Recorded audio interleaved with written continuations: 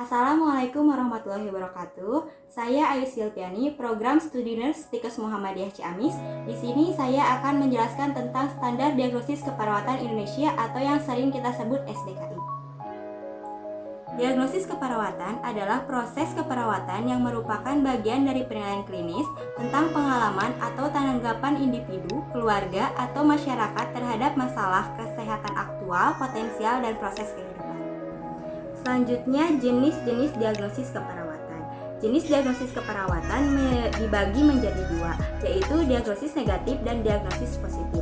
Diagnosis negatif menunjukkan bahwa klien dalam kondisi sakit atau beresiko mengalami sakit, sehingga penegakan diagnosis ini akan mengarahkan pada pemberian intervensi keperawatan yang bersifat penyembuhan, pemulihan, dan pencegahan. Di antaranya, diagnosisnya adalah diagnosis aktual dan diagnosis resiko.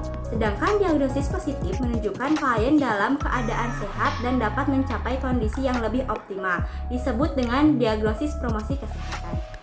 Selanjutnya adalah komponen diagnosis keperawatan. Diagnosis keperawatan memiliki dua komponen. Yang pertama ada masalah atau problem, dan yang kedua ada indikator diagnosis. Dalam indikator diagnosis terdapat penyebab atau etiologi, dan yang kedua ada tanda dan gejala. Selanjutnya ada penegakan diagnosis keperawatan. Dalam penegakan diagnosis keperawatan terdapat beberapa tahap. Yang pertama ada analisis data. Analisis data dilakukan dengan cara bandingkan data dengan nilai normal. Data-data yang didapatkan dari pengkajian dibandingkan dengan nilai normal dan identifikasi tanda atau gejala yang bermakna. Yang selanjutnya adalah kelompokan data. Tanda dan gejala yang dianggap bermakna dikelompokkan berdasarkan pola kebutuhan dasar yang meliputi respirasi, sirkulasi, nutrisi atau cairan, eliminasi, nyeri atau kenyamanan, dan lain-lain. Yang kedua ada identifikasi masalah. Setelah data dianalisis, perawat dan klien bersama-sama mengidentifikasi masalah aktual, resiko, dan atau promosi kesehatan.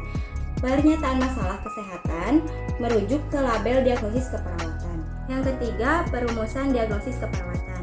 Terdapat dua metode perumusan diagnosis keperawatan.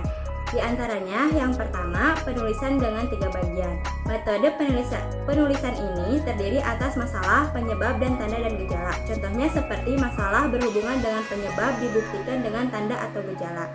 Contohnya, bersihan jalan napas tidak efektif berhubungan dengan spasme jalan napas dibuktikan dengan batuk tidak efektif. Yang kedua adalah penulisan 2 bagian. Metode penulisan ini dilakukan pada diagnosis resiko dan diagnosis promosi kesehatan. Contoh penulisan diagnosis resiko aspirasi dibuktikan dengan tingkat kesadaran menurun.